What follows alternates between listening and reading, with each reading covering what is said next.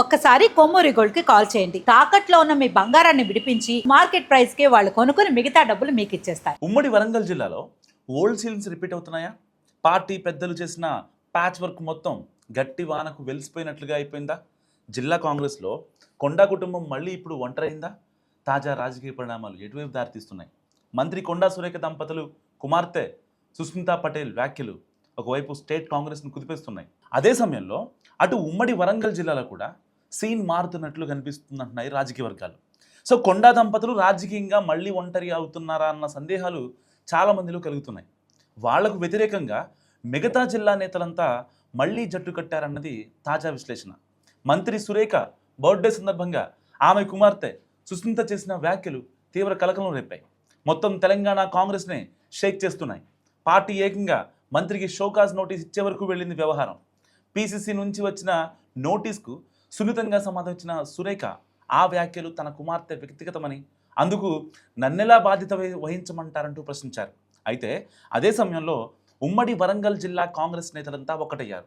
మంత్రి కుమార్తె సీఎం రేవంత్ రెడ్డిని అంతకు మించి పార్టీ నాయకత్వాన్ని ఇష్టానుసారం మాట్లాడుతుంటే చూస్తూ కూర్చోవాలని నిలదీశారు. కొండా దంపతులతో పాటు సుస్మితా పటేల్పై చర్యలు తీసుకోవాలని, ఆ ఫ్యామిలీకి ఇదే లాస్ట్ వార్నింగ్ అని కూడా హెచ్చరించారు.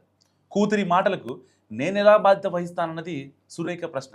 అయితే ఆమెను అదుపులో పెట్టుకోవాల్సిన బాధ్యత మీకు లేదా అంటూ నిలదీస్తున్నారు జిల్లా లీడర్స్. ఉమ్మడి జిల్లాలోని పలువురు నాయకులు, ఎమ్మెల్యేలు, ఎమ్మెల్సీలు ఏకకాలంలో కొండా కుటుంబం తీరును తప్పుపడుతూ వార్నింగ్ ఇస్తుండడంతో లోకల్గా మరోసారి ఆ ఫ్యామిలీని వర్సెస్ అదర్స్ అన్నట్టుగా పరిస్థితి మారిపోయింది అంటున్నారు పరిశీలకులు.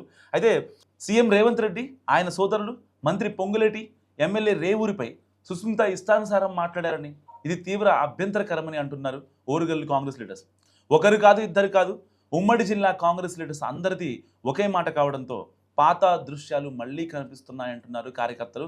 గతంలో కూడా ఇదే తరహా పరిస్థితి ఉండగా మధ్యలో పెద్దల జోక్యం, భోజన సమావేశాలతో వాతావరణం కాస్త తేలికపడేట్టు కనిపించింది. అయితే సుస్మిత వ్యాఖ్యలతో ఇప్పటిది పూర్తిగా పోయినట్టు కనిపిస్తుంది అంటున్నారు పరిశీలకులు. కొండా సురేఖను మంత్రి పదవి నుంచి తప్పించడమే కాదు, అసలు ఆమెను పార్టీ నుంచి బహిష్కరించాలని డిమాండ్ చేయడం కలకలం రేపుతోంది. ప్రస్తుత పరిస్థితుల్లో కొండా కుటుంబానికి వరంగల్ జిల్లా కాంగ్రెస్ నేతలు ఒక్కరంటే ఒక్కరి నుంచి కూడా మద్దతు దొరకలేదు. అంతేకాదు సుస్మిత ఆ వివాదాస్పద వ్యాఖ్యలు చేస్తున్నప్పుడు వేదిక మీద ఉన్న నామినేట్ పదవులు పొందిన వారిపై కూడా చర్యలు తీసుకోవాలంటూ ఏఐసీసీకి లేఖలు రాయడం ఇంకా ఆసక్తికరంగా మారింది. ఈ రకంగా జిల్లా నుంచి ఏ స్థాయిలోనూ వారికి మద్దతు దక్కకుండా ప్రయత్నాలు జరుగుతున్నాయట. సో కొండా కుటుంబానికి ఉమ్మడి వరంగల్కు చెందిన పలువురు కాంగ్రెస్ నేతలకు మధ్య గతంలోనూ విభేదాలు బహిర్గతమయ్యాయి. రేవూరి ప్రకాష్ రెడ్డి, కడియం శ్రీహరి, బసవరాజు సారయ్య, ఎర్రబెల్లి స్వర్ణ, యనగాల వెంకటరామరెడ్డి, నాయని రాజేందర్ రెడ్డి లాంటి నేతలంతా గతంలో రివర్స్లోనే ఉన్నారు.